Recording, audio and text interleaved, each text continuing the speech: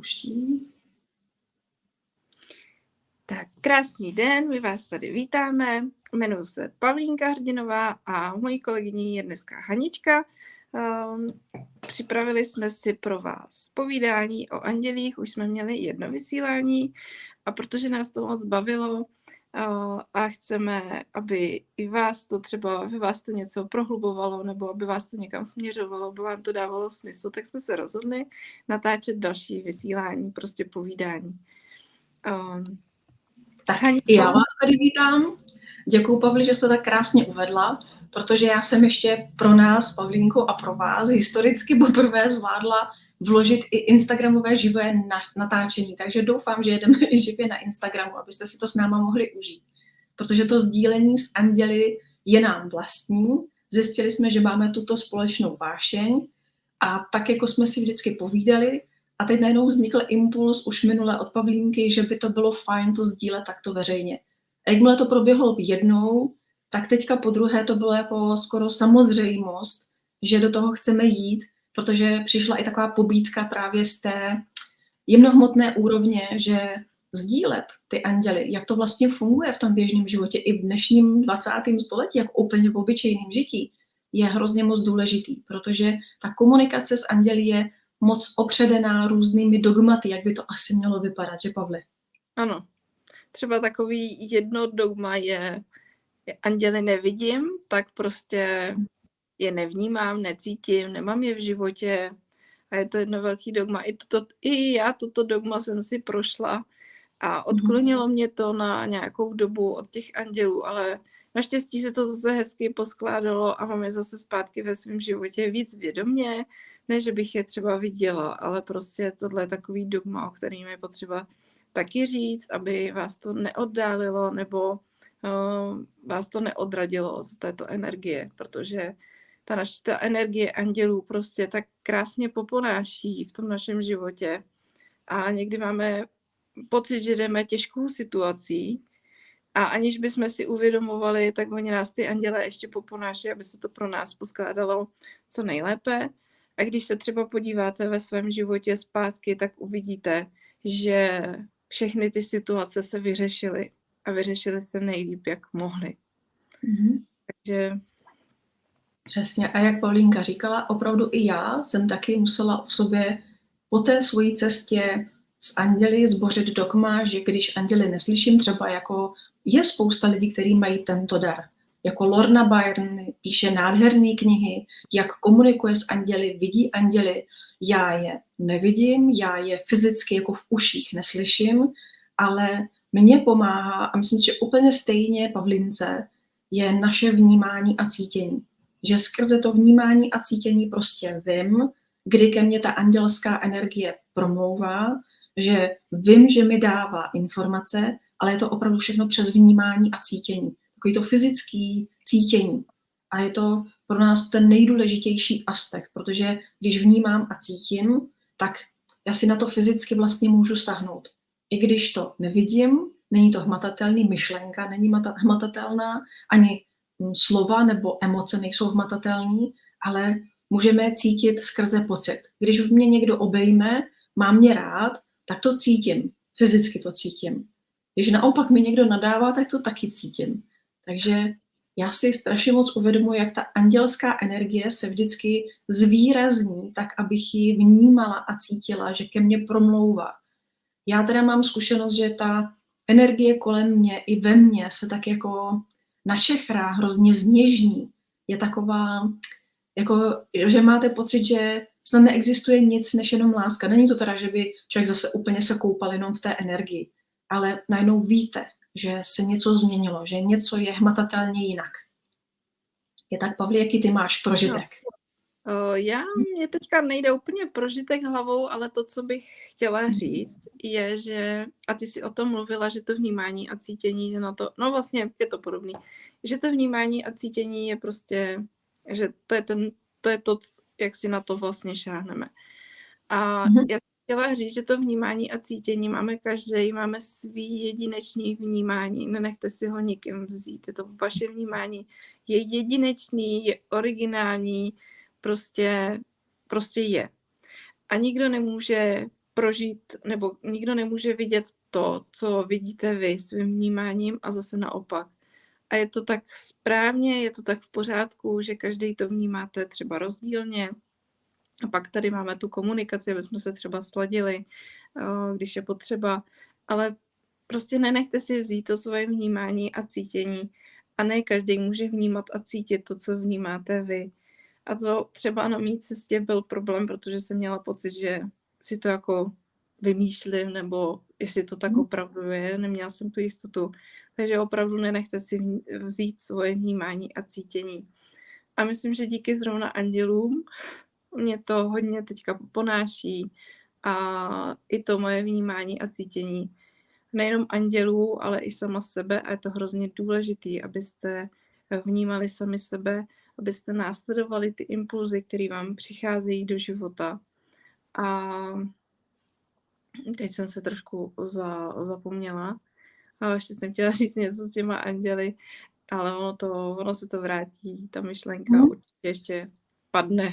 To tvoje vnímání a cítění je velice jedinečný a stejně úžasný, jako že ti ty andělé prostě šeptají do ucha. Každý jsme v tom vnímání tak jedinečný, že ty anděle ale vědí, že já potřebuju to slyšet nějakým způsobem tak, abych ty anděly slyšela. A současně vím, že ty anděle zase mají jenom třeba moje oči, moje ruce nebo moje slyšení k tomu, aby se mnou mohli promlouvat. Vědí, na co jsem citlivá, vědí, na co zareaguju a případně si dávají tu práci, aby zesílili někde moje vnímání nebo upoutali moji pozornost na ty odpovědi, které já potřebuju slyšet. A je to vždycky tak, že třeba upoutá nějaký nápis moje oči a najednou, jako spoustukrát si přečteme nějaký nápisy, že jo? Ale najednou, když já si na něčem přemýšlím, že chci na něco přijít nebo jak mám vyřešit nějakou situaci a žádám ty anděly, aby mě vedly, tak najednou nějaký nápis jenom na obyčejném billboardu najednou na mě zasvítí tak, že si toho prostě všimnu. Normálně ty billboardy přejdu očima a najednou si to přečtu, ale současně se zvýrazní pocitově ve mně nějaká energie, kdy vím, že si to nečtu jenom tak. Zarezonuje ten nápis ve mně, jako by se něco docvaklo. Říkám, jo, aha, děkuju, že to vidím. Děkuju, že mi zesilujete třeba ty pocity a emoce tak, abych to nemohla minout. To je zase třeba moje zkušenost.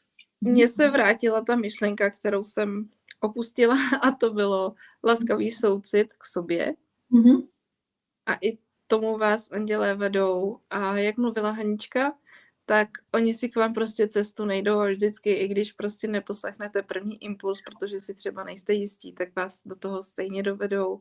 Třeba to vemete trošku obklikou, ale buďte si jistí, že vždycky vás dovedou do cíle, tam, kam potřebujete a vždycky to bude nejlíp pro vás. A že ta andělská energie opravdu je plná lásky, toho laskavého soucitu, jak říkáš, Pavli, a to mám taky moc ověřeno ve svém životě, protože přesně jak jsme se tady o tom bavili, že i když potřebuji něco vyřešit a já to prostě třeba jsem zahlcená nějakým konáním normálního života, tak ta andělská energie je tak trpělivá, tak laskavá, že mi to pořád předkládá před ten čumáček nebo do myšlenek mi furt chodí nějaká věta. Říkám, co je, proč nad tímhletím přemýšlím. A když mi to tam přijde po třetí, si řeknu, jo, aha, promiňte kluci, už mě to cvaklo. Jakože mi to tam pořád vkládáte, tak asi se tím mám zaobírat. To nebude jen tak. Takže a oni vidí i do budoucnosti, takže ví, co nám mají přinést, ví, co chceme, kam chceme dojít. Ale my tam strkáme takový to, že a není to podle toho, jak jsem si to představovala a tady tuto a tamhle to bych chtěla jinak. A ve finále, když se to vlastně vyřeší, tak vy zjistíte, že kdyby to bylo jinak, tak by to vlastně bylo hrozně špatně. A nebo to třeba nevíte hned, proč se to stalo, nebo jaký byl důvod, ale zpětně třeba uvidíte, proč se to tak dělo a že to vlastně dopadlo nejlíp, jak mohlo. Takže se ve svém životě nezlobte a následujte tu andělskou energii, protože ona opravdu ví, miluje vás a chce vás dovést tam, kam chcete, jenom ona prostě ví, proč to dělá. Takže důvěřovat těm andělům je hrozně důležitý. Ale není to něco, co se naučíte hned, co vám hned půjde. Jo, takže zase to chce trpělivost tím, abyste se nezlobili sami na sebe, že jste to hned nerozpoznali nebo že jste to hned nenásledovali. Přesně. A s tím souvisí přesně i to, že když si dám nějakou žádost a chci třeba vyřešit svůj vztah, protože mě prostě zlobí chlap, bože, tak já prostě, a anděle, já prostě potřebuju i tady to poposunout. A najednou prostě samozřejmě třeba moje představa je, aby se stal nějaký happy end, můžu si něco vymýšlet ve své hlavě, ale v ten moment, kdy se při tom přistihnu, je strašně fajn, jak si Pavlí říkala, tu myšlenku opustit. Opustit to moje úsilí, jak by to asi mělo vypadat a nechat ty andělské energie, aby mě prostě vedly. A ono se mi v životě i stávalo to, že přesně jak jsem trošku tlačila na ten výsledek, že už jako jsem dala zadání a ještě se nic neděje, tak jak kdybych si trošku stála v cestě a když jsem opustila toto posuzování a hodnocení, tak se to dělo mnohem s nás. Ale taky se děla jedna věc, že když jsem takto urputně lpěla na nějakým průběhu toho řešení, tak jsem měla pocit, že ale ty anděle mě prostě ale teda nepomáhají, že vlastně nemám důkazy toho, že by mě nějakým způsobem směrovali. A velice často jsem potom, jako, ty už si to i zmiňovala, vlastně jako by trošku zpochybnila a zahodila to, že teda dobře, tak teďka asi ty anděly teďka necítím. Asi teďka nejsme v propojení, takže bych se na ně měla nějak víc speciálně ladit. Než mi došlo, že to není o nějakém mém speciálním ladění, že to je naopak, ty andělé jsou v mém propojení neustále, ale že stačí jenom, i když já je v tento moment mám pocit, nevnímám, neslyším, tak jenom jsem si tam já sama ve své zkušenosti dala, ne, já to nehodlám zpochybňovat, že jsme v propojení, já prostě vím, že jsme spojení a že mi neustále přichází informace. Jenom tím, jak jsem to pustila, tu kontrolu, že pořád to musím nějak sledovat nebo se nějak ladit, tak najednou ještě mnohem líp vnímám, že to propojení tady je. Třeba jenom mi přijde myšlenka na ty anděly a vnitřně se usměju. Vím, že se to vždycky někde ukáže. A je to taková, přesně taková ta laskavá energie, která člověka provází a poponáší. A z toho mi, Haničko, vzešla jedna otázka, která by mohla naše diváky zajímat, a to je potřeba nějaký speciální soustředění se na anděly? No, já si myslím, že právě ne. Teď, jak jsem o tom mluvila, tak já jsem se nikdy speciálně neladila nebo nemeditovala jako vyloženě, že bych se musela vyladit na ty andělské energie. Naopak vlastně i minule jsem sdílela, že jsem se prostě jenom prostě obyčejně lidsky rozhodla. Říká, tak kluci, ale já vás prostě chci slyšet. Já prostě už nechci mít pocit, že vás neslyším, že vás v tom životě nemám. Já to chci prostě vidět a slyšet, tak se mi ukažte prostě nějak fyzicky. Prostě mě tím proveďte, ať mám tu jistotu. A od té doby, jak jsem minule sdílela ten prožitek, tak od té doby opravdu se ta propojenost neustále pro mě ukazuje tím, že si nestojím v cestě pochybnostmi. To je snad pro mě asi jediná v vozovkách meditace, že já, když mně přijde pochybnost, že ty anděly necítím, tak prostě řeknu ne, já to nehodlám zpochybňovat. Ale vždycky se ukáže prostě buď věta, nebo sedím u nějaké knížky, něco si přečtu, někdo na mě promluví a najednou mi tam fakt přesně zarezonuje ta důležitá věta, ten rozhovor je pro mě třeba důležitý a najednou tam vyvstane a je tak úžasný, že ono se to i propojí potom s tím, jo, aha, teď já jsem nad tímhletím přemýšlela. Takže ono se to najednou začne zvýrazňovat, ty pucliky v tom mým vnímání, proč se to všecko děje. A když jsem si toho už několikrát takto prošla a vědoma, tak se to prostě jenom víc a víc ve mně ukotvuje. Takže když to máš, tak to hlavní, o co tady vlastně běží, jsme my, naše vnímání a cítění. Mm-hmm. A nemusíme se na anděly speciálně ladit, já to taky vnímám, že v tom našem běžném životě, kdy jdeme do práce, z práce pro děti, domů na kroužky, večeře, obědy, svačiny a tak, že ještě v těchto povinnostech to není o tom, aby jsme si někde sedli, zavřeli se, hodinu se ladili a pak andělé nejsou. Naopak, oni s námi jsou i v těchto běžných činnostech, jenom my si jich třeba v tu chvíli nejsme vědomi, ale oni s námi právě pořád jsou. A když my si budeme vědomi toho, že ty andělé jsou s námi pořád, a jak jsi zmiňovala, i když je nevidíme, neslyšíme a zrovna v ten moment úplně nevnímáme, tak oni prostě jsou a stačí si toho být jenom vědoma, že prostě jsou, že jsou s námi. To úplně stačí. Nezmizí, neutečou. Naopak, čím víc si jich budeme vlastně všímat, čím víc jim budeme věnovat tu naši pozornost, tím víc do toho našeho života budou připlouvat nebo ukazovat se nám, ještě budeme je víc vnímat a víc cítit, najdeme v tom větší jistotu a dojdeme zase o kousek dál toho poznání. A jak se to, Haničko, projeví v tom našem životě, mě tak jde otázka. Já jsem ještě chtěla dodat, že přesně jako to naše vnímání, jak tady pořád říkáme, je ten klíč. Tak ono opravdu to vnímání, vemte si vlastně, díky vnímání našeho těla fyzického, my všechny ty pocity vnímáme fyzicky. Takže vlastně je to jenom o tom, že my neustále víc a víc důvěřujeme těm svým vnitřním pocitům. Ale nemusíte mít pocit, že jste na to sami, že jenom ten vztah my versus andělé, že jenom z jedné strany, jenom z té naší, že to pořád ladíme. Ale ono je to spíš z 75% z té strany andělů. A my jenom díky tomu, že máme fyzické oči, fyzické ruce, že si můžeme něco přečíst, něco napsat nebo něco udělat, tak díky tomu my do toho dáváme těch 25%.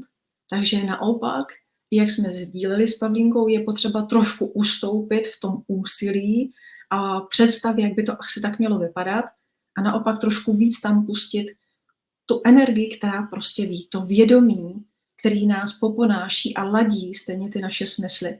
A když my do toho dáme to vědomí, tak jdeme té energii naproti v tom, že to moje vědomí prostě to krásně vnímá a naslouchá a nechá se vést. A to je přesně potom v tom životě taková ohromná jednoduchost. Že i když dělám ty běžné úkony v životě, tak já nemusím přemýšlet, co teďka honem rychle mám udělat, jestli nejdřív uvařit nebo nejdřív jít s dětma. Ono se to najednou začne všechno tak skládat, že mi to prostě napadne. Že ty andělé mi to tam prostě dávají jako impulzy. Ne, teďka potřebuju tohle. A je to tak jasný. My vám to teďka s Pavlínkou z dovolení tak to nastavujeme do vašeho života. A Pavlínku to vyhodilo, tak se nám tady určitě zase připojí, nějak blbne Wi-Fi asi, takže se nebojte, že byste na to byli sami. Naopak je hrozně moc hezký, že když pustíte tu andělskou energii do toho svého života, že vám to prostě na tu ruku jde. A i tady s Pavlínkou sdílíme z toho důvodu, abyste věděli, že úplně dvě obyčejný ženský, když prostě sdílí a žijí ten život s anděli a sdílí to s vámi, že je možný, aby i vy jste prostě tyto andělské energie v životě slyšeli, cítili a vnímali. Skrze pocity fyzické najednou víte, že máte něco udělat. Najednou vám do hlavy chodí pořád stejná myšlenka a že je to v pořádku. Že se takto prostě ty andělé ozývají a díky tomu i zesilují ty vaše pocity. Že to všechno se děje i mimo to, že vy jste to museli nějak speciálně ovlivnit. Takže jenom důvěřujte v toto vnitřní vedení. A Pavlinka je zpět. Ano, já si říkám. Já se omlouvám, prostě to nevymyslíte, vybil se mi mobil. Já jsem si říkala, Pavlinka nám odletěla na poradu za andělama. Jo, já bych jenom ještě, nevím, chvilku jsem to nebyla, a ty jsi říkala moc hezkou myšlenku.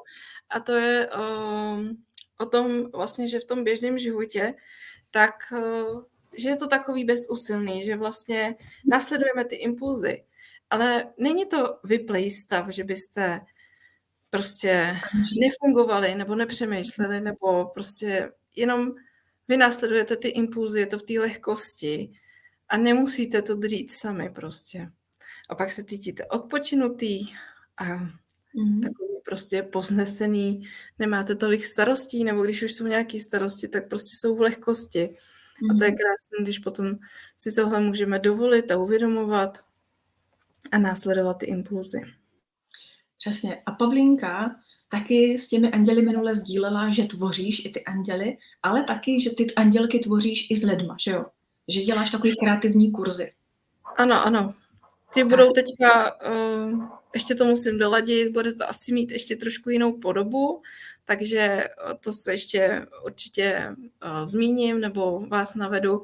Ale vím, že teďka andělé mě dneska trošku vedli jinak, takže to bude mít možná trošku jinou podobu, uvidíme. Ale ráda bych vás pozvala na meditaci, kterou chystám. Není to meditace, že byste prostě si ty anděly prostě měli jenom v tu chvíli. Nejde o to, aby se to vnímání vaše ukotvilo, abyste si je byli vědomi, aby se nastavily věci okolo andělů, aby mohly být v tom vašem životě více vědomé nebo vědomí a abyste si byli jistější a následovali ty impulzy. Takže to je takový můj projekt, který bude 11.3. 19 hodin, takže vás moc zvu. Určitě najdete odkaz na mých webových stránkách a tam se dočtete ještě další informace, jak to bude probíhat. A určitě uslyší ty informace nebo uvidí na tvém Instagramu nebo na Facebooku, že jo? Ano. A společně v tom společném tvoření, kdy budete ty andělky vytvářet, protože Pavlínka má úžasně šikovné ručičky. Jenom řekni, Pavlík, kde tě najdou, tu tvořivou dílničku. V Plzni. Plzni. Pavlínka je kousek z Plzně nebo vložně v Plzni. Ano, no je Plzeň prostě. Já bydlím si kousek od Plzně, ale kvůli dopravě a všemu, tak prostě Plzeň. Super.